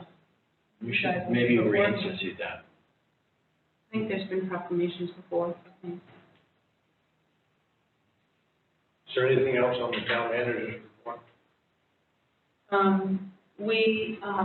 Just on the Woodsville front, the first deposition happened most of the day Friday of, Glenn English. So, both sides, their lawyers were able to depose him, which is basically pre-trial asking questions. There are, I think, 28 people on the Woodsville list to depose, and we have maybe 10. So, and some of them are the same person, so you have to we'll be getting through all those depositions over the next, God knows how long, month, 2 months, before it goes to trial. So that's where we're at with that. It's going to be a very long process. Still in Grafton Superior Court, hasn't moved any. And those depositions will be virtual, they're virtual. Over Zoom or other means. Would you send me the link to that? That was just It's by invitation only, You won't be able to. so it's whoever the lawyers decide go, and usually it's one person from each side or nobody. So it's very limited who gets to sit in on depositions. There'll be a transcript of the deposition that will be available. The transcript. I love that. Please. Anybody else want the transcripts of the depositions? Please. Do you want to read? PDF. It was what, it was 6 or 7 hours on Friday? It started at 9 and it got done between 4 and 4:30. Wow. So it's many hours of, it'll be an We enormous. took a half hour for lunch. PDF. Anything So- else for you? No, I think that's it. Jennifer? I have several documents here, some letters that I need you to sign. So I'll just read them for you. This first one, you guys don't need to make a motion on because you already made a motion. But this is just to close this out. These are all, these 4 that I have here, all to Bunny Elms as the deputy treasurer. First one says, Dear Evelyn, at the select board meeting on January 6, 2020, the Haverhill Select Board authorized to pay the Haverhill Corner Precinct $16,688 from the Mildred Page Fund for assistance in repairing the roof for the Haverhill Corner Fire Department. On February 12, 2020, a check was issued to the Haverhill Corner Precinct in the amount of $10,988.70. At this time, we are requesting that the balance of $5,699.30 be issued from the Mildred Page Fund to Haverhill Corner Precinct, 172 Dartmouth College Highway, Haverhill, New Hampshire, 03765. Please forward a copy of the transaction to us for our record. So this is just closing out what you guys voted on back in January for the fire department. So I just need you to sign this one. The other ones, you'll just need to take a vote to authorize the disbursement of these funds and to close these accounts. So the first one is for the PD fund, which is also known as the police forfeiture fund. The police department has spent all of these funds and is asking to have the account closed. So this letter says, Dear Evelyn, as of November 1st, 2020, the balance in the PD fund, aka police forfeiture fund, was $8,588.16. Please transfer these funds plus any additional interest to the general fund account. Following the withdrawal of these funds, the PD fund account shall be closed. That money, does that come from the state and trickle down to our department, or that's from seizures at our department? This was seizures from our department. This is a seizure a while ago. It's not the calendar account? It is not the calendar account. They still have the calendar account. This is over. This is just seizures that happened where they sold items off and the funds went in here. They haven't had any new seizures. I don't think they're really anticipating any others. And they've spent all the funds this year. In fact, the manifest you just signed, spent all those funds, and we want to close that account out. So you need a motion to close that account. To withdraw the funds, and to close the account, yes. Yeah, I just had a question on, it's not on one of the expenses, I saw there was, pistols purchased with 12. Why was 12 purchased? Are we arming the part-time officers? Do not know. As far as I know, we only have 4 in the part-time chief right now. 12 Correct. seems a bit much. And then we have 2 that we're looking to hire and. Blocks at $400 and something a piece. Right. Well, that's there. Yeah, you would have to ask either Derek or Lori. Even at full tilt at 8, that's You still have a 50% couple. of what you need. Yeah. Unless they want Unless to they're looking- standardize the part-timers, and I get that. Yeah, they have, let's see. But, I mean, some of the part-timers haven't worked in months. I don't What happens to the ones that have been issued? There was a grant for purchase of pistols. Wasn't there a grant that they got? No, but this is from the forfeiture money. I was just curious what the number was. That would, 12 would, I think, would equate to the part-timers and the Yeah, if we full-timers. can match, that'd be great. Yeah. So they used their forfeiture. Sure. It didn't cost taxpayers money, I'm just curious why all that. So I'll read the other two, and I'll give them to you, Darwin, and you can, the next one is, for the Glacial Energy Fund. This, business, we, I don't remember what part of the energy, whether it's the supply or the distribution, we had gone out to Glacial Energy Fund for that, which became a JIRA. That company is bankrupt, no longer in business. So now all of our electric bill is through PSNH. I guess when we went out to this other company, they required setting up a separate fund. This predates me, but because the company's bankrupt, no longer there, we want to take the money in that account and put it into the general fund. So this one says, as of October 30th, 2020, the balance in the Glacial Energy Fund was $582.67. Please transfer these funds plus any additional interest to the general fund. Following the withdrawal of these funds, the Glacial Energy account shall be closed. And then the last one, this is something that Bridget wanted, which is the airport account. We're no longer going to have a separate account for the airport. Everything will be funneled through the general fund.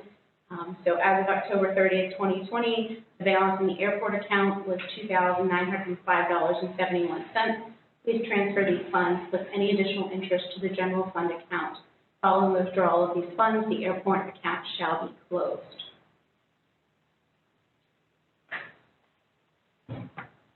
Howard, you're not sending that down the table, you got questions? Just the right amount. My memory's slipping.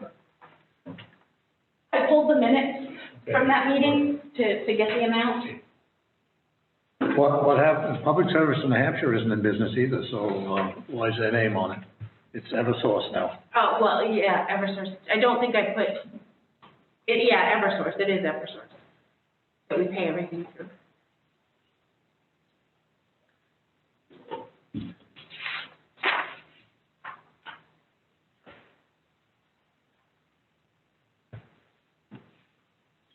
There was a trailer rent on Benton Road somewhere, $200. It was a parcel, it was sold It was, at the auction. yeah, so whatever was in this last manifest should be the last lot rent that we pay for that property.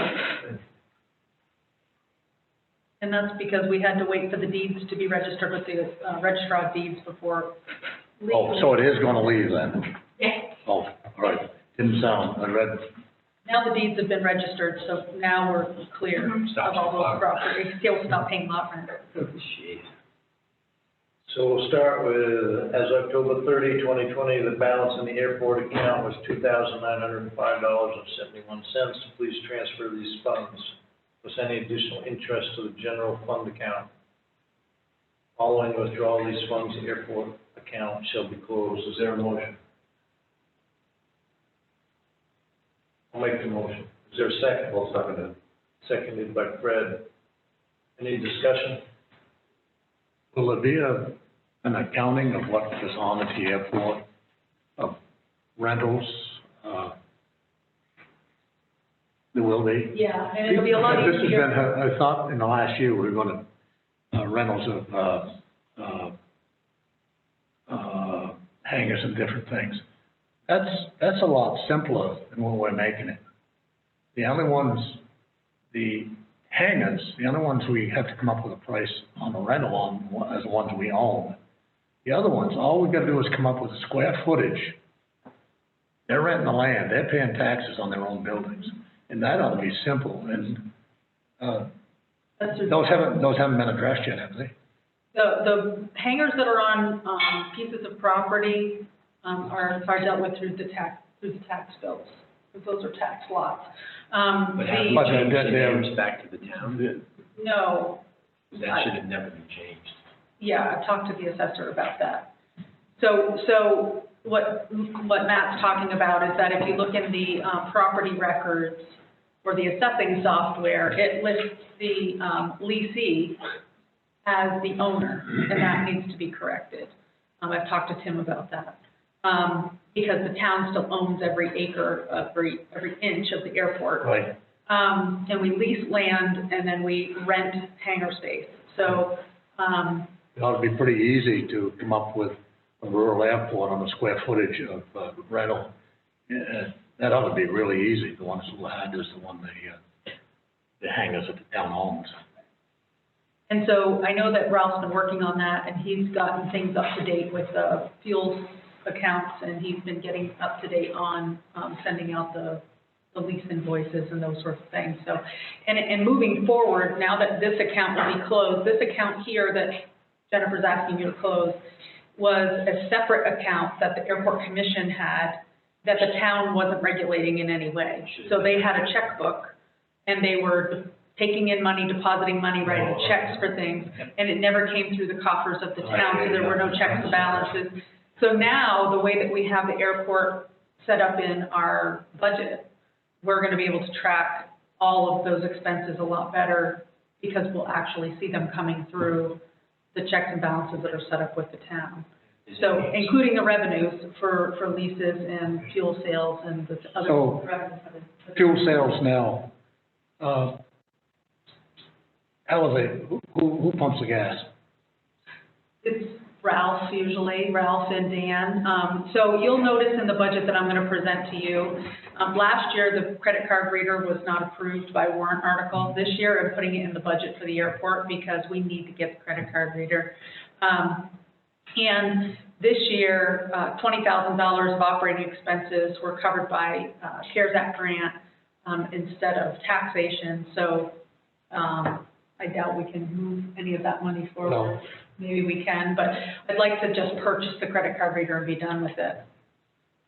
And move on. As long as it could be It can be retrofit. retrofit. Yeah, right? we've been So I assured don't that know it'll this retrofit on product a future fuel farm.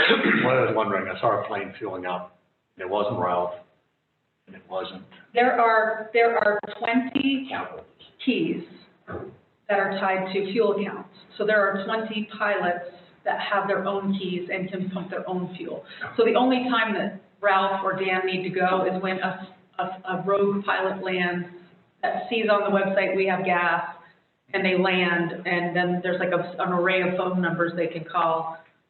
Ralph and Dan are at the top of the list, and then it moves its way down through. I guess I had a disconnect. I thought I didn't know you had a key account over there. Yes, there are 20 keys that have been assigned out, and Not all of them are active, though. not all of them are active, but they're all assigned to somebody or some Had organization. plenty of gas. Well, we're ready to fuel up again. They still have gas, but we'll be ready to fuel up again when He's looking to get delivery with the other facility. they're gonna share, Claremont, I think. a tank, I guess. Yep. And then in January, we'll fill it to the top again, like we did last year. There's a motion on the floor with a second. Do you remember what it was? No. You gotta close the account.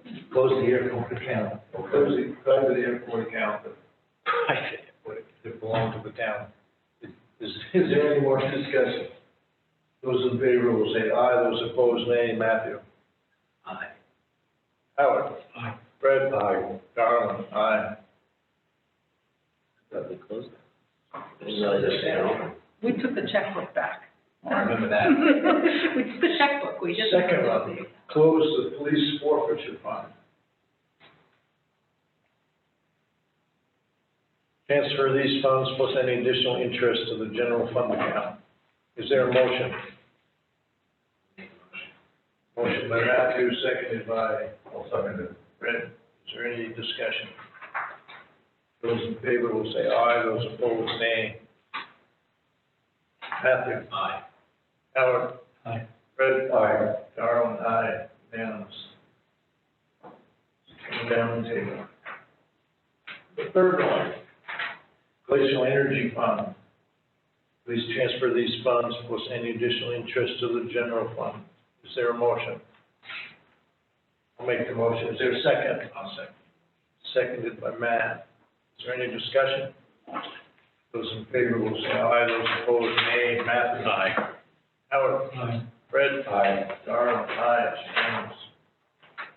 On that, Jennifer, do you have anything else? Yep. So there were a few slight issues with the MS1 that the Equalization Bureau of the state wanted us to correct. Tim has corrected them, and they just want us to re-sign the cover sheet for that. So I'm going to pass that down. And you guys can sign that. And then the last thing that I have is just if the board can make a motion to grant Bridget and I permission to move ahead with the evictions on the tax deeded properties, and to give Bridget permission to sign off on any documentation that may be required during that process, so we can get those going. Is there still a moratorium on evictions because of the COVID? No. I talked to the attorney last week, and she indicated that we are good to go. How many people are we talking? I don't know off the top of my head. There might just be 3 or 4 that we're looking at. We do have to do the 42 and Music Street, even though nobody's living there. We do have to do the eviction for the former owners. Procedurally, we have to go through that. So. Can I just ask you on this MS1, it doesn't delineate what changes were made? It was with the utilities, Vermont. What line? Can I see that for a second? Sure.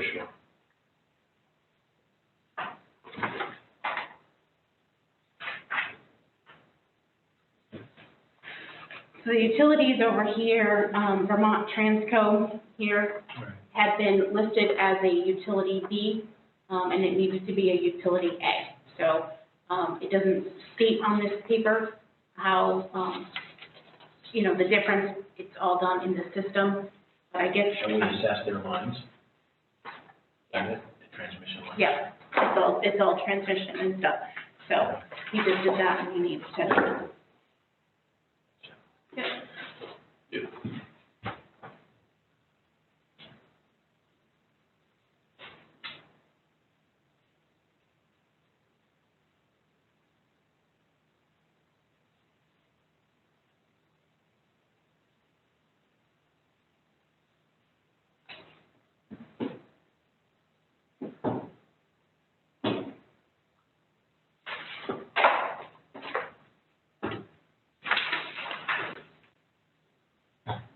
They come this way, I mean, they're all loaded up, I don't have to check anything.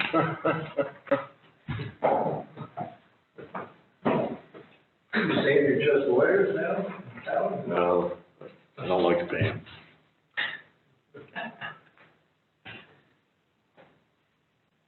I'm not 6 feet, I'm like, Oh, you're fine.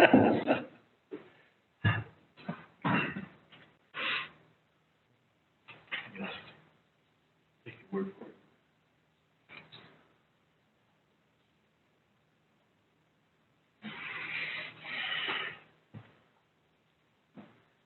And we need a motion to allow Jennifer and Bridget. To proceed with the evictions, and then for Bridget to sign any necessary documentation. The signature authority, you were asking for Bridget on. I mean, whoever you want to grant, if you want to give us both authority, that's fine. Traditionally, it's been with Bridget, but, it's up to you, it's the board, the whole. Want to do it for both? That's a motion. I'll make a motion to give signature authority to Bridget and Jennifer to proceed with the evictions on those specific property that were tax deeded this year. Is there a second? Does that cover what you need for a motion? Yes, This year, it's all from this year. that's the decision. Is there a second? I'll second it. Motion by Matthews, seconded by Fred. Any further discussion? Those in favor will say aye, those opposed, nay. Matthews? Aye. Howard? Aye. Fred? Aye. Darrell? Aye, it's unanimous. Just a question, are you gonna make any arrangements with the people to stay there or no?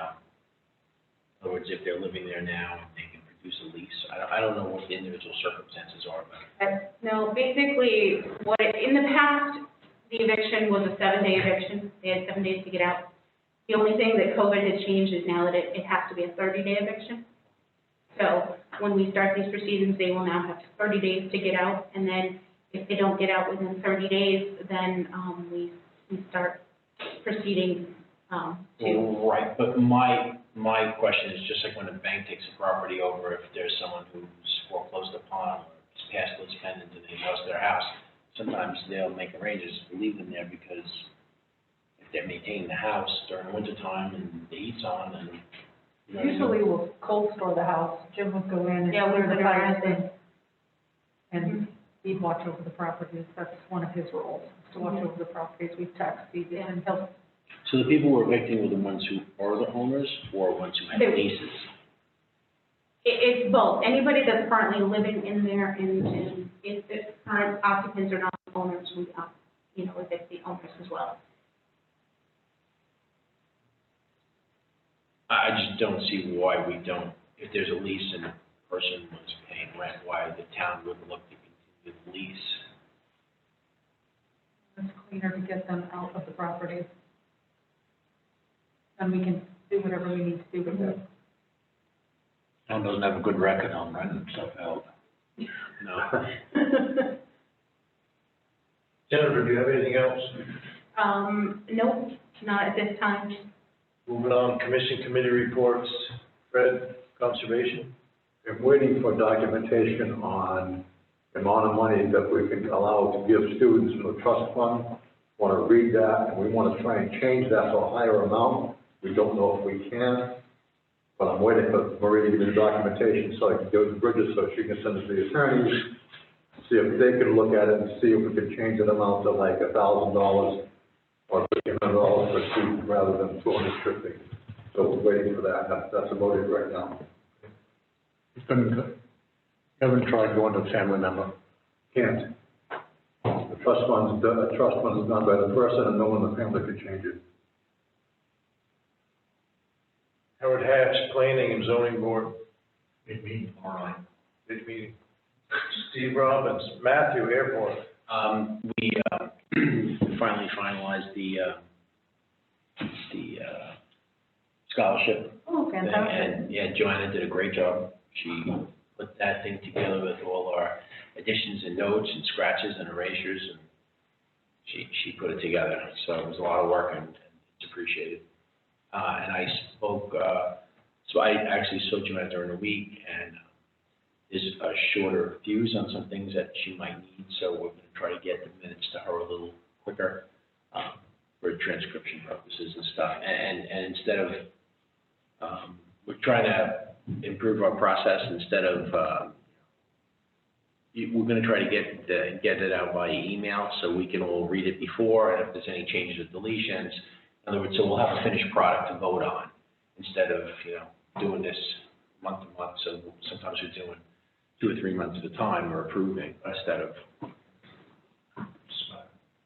trying to work it out that way.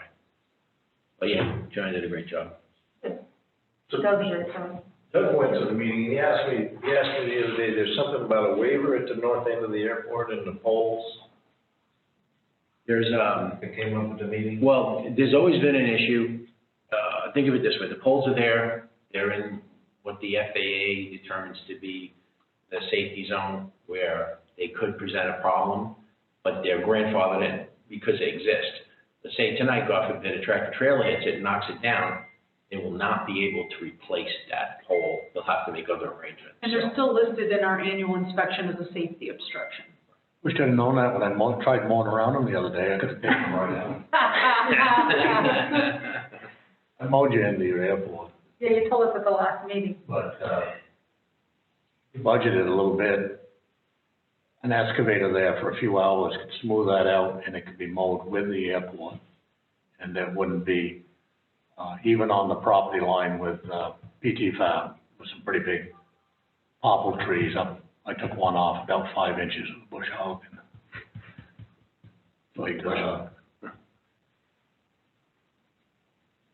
There's a crack, when you come out, commercial drive for the airport, and you look west, if you're in an automobile, it's blind, mowed around it, but there's garbage around, the guide wires, the guide things have been broken off, they're all laying in the grass there, and, I could have mowed around them a lot cleaner if it had been there.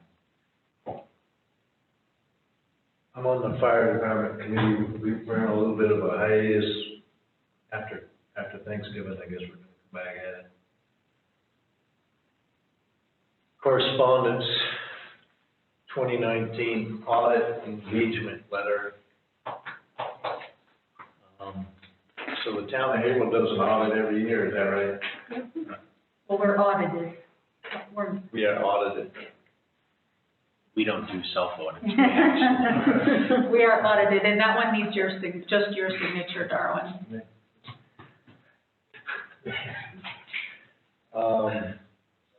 We need a motion to allow the chair to sign the agreement with Vashon, Okay.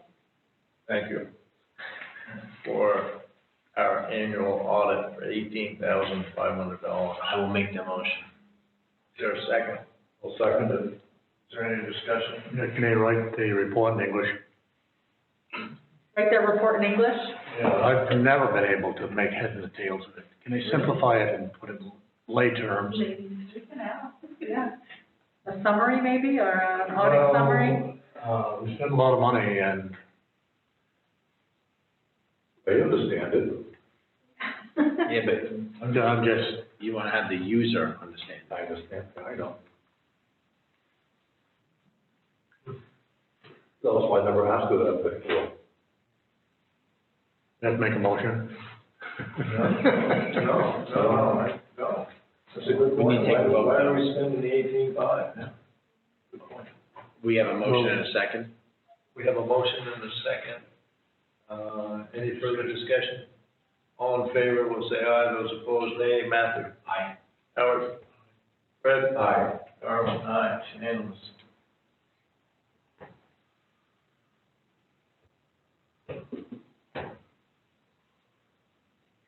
Maybe people still on.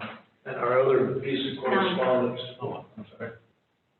our other piece of correspondence, Bridget talked about, Ralph Blaze. We have a restraining order, and Bridget will be in court on December 7th. December 7th. So the courts are open now for appearances? It can be virtual. Yeah. It's a virtual hearing. Yeah, because as far as I knew, they're still. Comments of select board members? Well, Over there. Your phone. Your phone? Yeah, it's my phone. We gotta think about a dedication, Of the annual town report. town report. Well, Yeah, we usually wait till the end of the year though, right? Which brings up a good point though. Last year, I wrote a report for the board. I don't know if we want to continue that, or if you'd rather not have your name attached to it. No. I haven't done anything, and I'm late on it already. I've been reminded. You're on notice. And I will get to that. Last meeting, I brought up that I'd like the department heads to come to speak to us. And I had a people speak to me.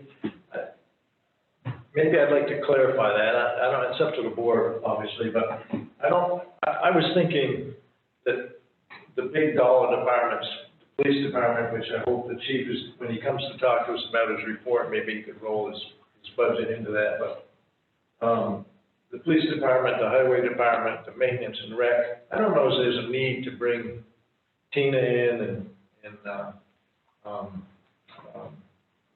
I'm having a dumb spell, Melinda. I don't know if we need every department head to come in and talk to us about budgets that are like pretty much always the same. So you Administrative, really. so your request was about budgets? Because that's not what you said. You had said you wanted them to come in and just give you an overview. An overview.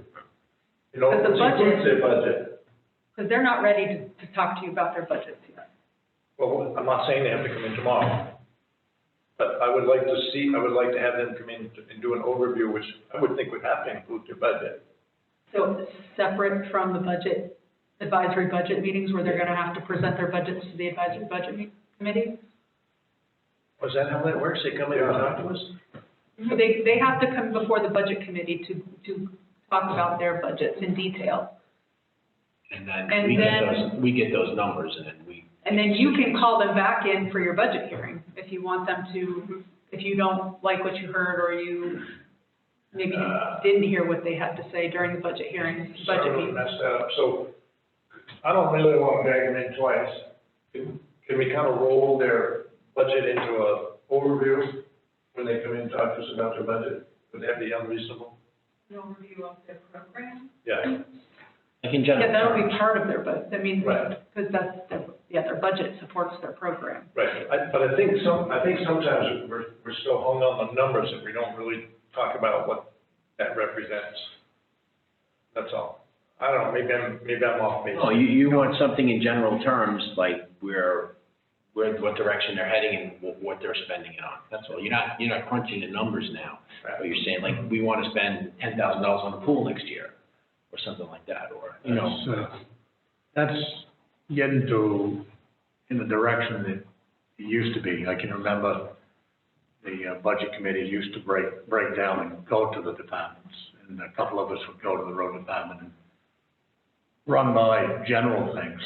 And it was a help to doing his budget. I mean, it's almost turned into like an audit. In my mind. The budget committee has, the last few years has ended up being, well, this figure doesn't match this figure. It's not a plan. It's like an account. And, Yeah, it's an accounting it's just, But anyway, okay. So again, how do you want to go about that? So do you want them, because we're going to start advisory budget meetings the first week of December, and it'll happen through the end of February. So for almost 2 months, so middle of February. So 2.5 months, we'll be meeting with the budget committee, with department heads, to go through specific budgets, and it will be everybody. It'll be Tina, it'll be Amanda, it'll be Melinda, it'll be, so what happened last year was that we invited, the budget committee will decide what dates they're gonna meet or look at which budgets. And then I invite those department heads to come in and talk about their budgets. So do you want a separate meeting? It seems like, I don't want to beat them up. Or do you want to just go to those budget meetings? Yeah. So let me take back my whole foolish idea, not do it. I was looking forward to them coming and talking to you about their program. Yeah, I mean, like general terms, right? Yeah. But I had told, when I emailed them, I misunderstood what you were looking for, because I told them that it would be on a rotation basis, that like every 6th or 7th week, I would invite one of them to come and talk about what they've been doing in the last 2 months, Right. what they're looking at doing in the next 2 months. And because there's only 2 meetings a month and there's, 10 departments, we could rotate, they'd only be coming in like twice a year. To see you, but then they'd at least show up twice a year, and you'd see Sherry at least twice a year to talk about her program. Right.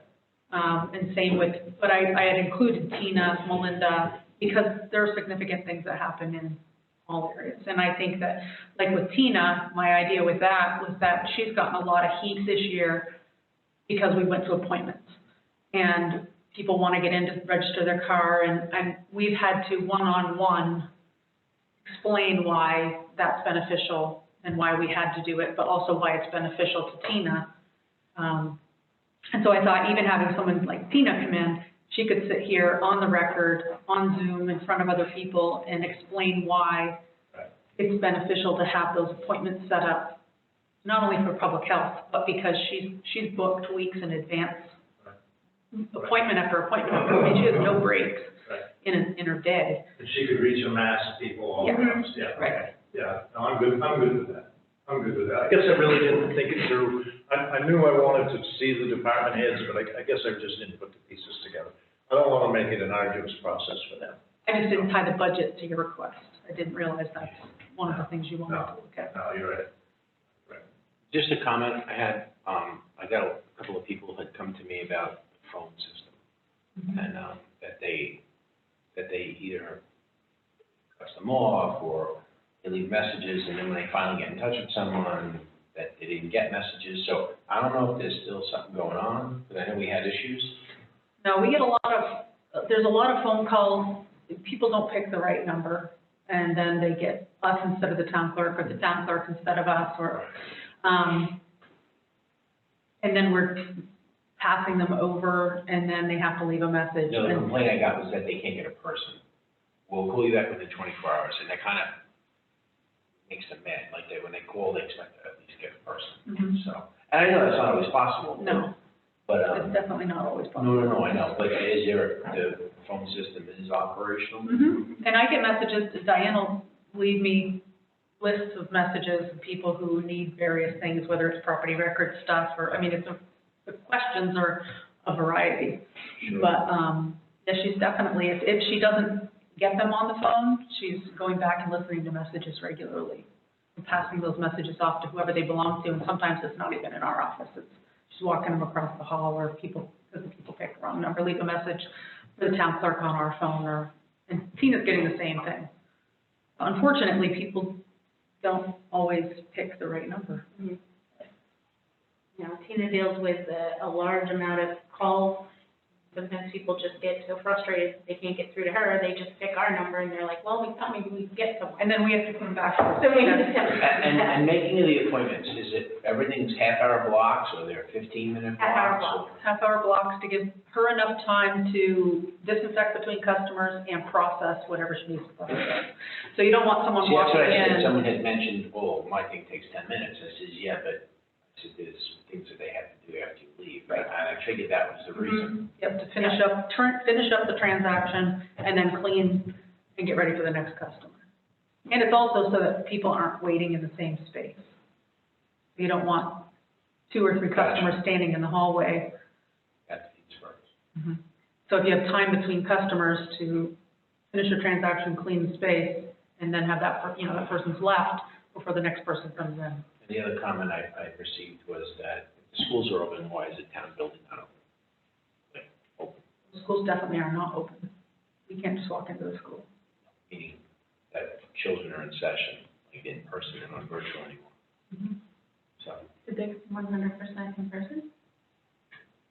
At our school, they do every other day. So it's Right. half the population one day, half the Yeah. population the other day to create Yeah, space. they're not 100% in person. And they're isolated in their classrooms, so there's no mingling. They don't go to the cafeteria. They don't, there's a lot of restrictions they're in not the in the school. hallways and stuff. Yep, and their meals are delivered to them, things like that. So they're not, so the point with that in the school system was that if the children are in the classroom, Right. they're with the same kids every other day, it's the same half of the class. And then if one of those kids comes down with COVID, you're not quarantining the whole school. If the class has been isolated, that half of the class has been isolated because that's the only So you're kids that keeping they. that one pack separate and together all the time? Yes, and so you're not, as soon as one of these kids comes down with COVID or someone in their family, that little group gets isolated, not the whole school. Right, as opposed to 6 classrooms being in Mhm. the gymnasium once, or being in the cafeteria at once, and now you have. Or classrooms mingling with classrooms, which isn't happening right now. So you don't travel from classroom to classroom, you're in your own classroom with half of your class every other day. So it's very restricted. Those are the questions I received. Any other select board comments? We do not have a need for non-public, so we need a motion to adjourn. I'll make that motion. Motion by Matthew, seconded by Second. Howard. There is no discussion. Those in favor will say aye, those opposed nay. Matthew? Aye. Howard? Fred? Aye.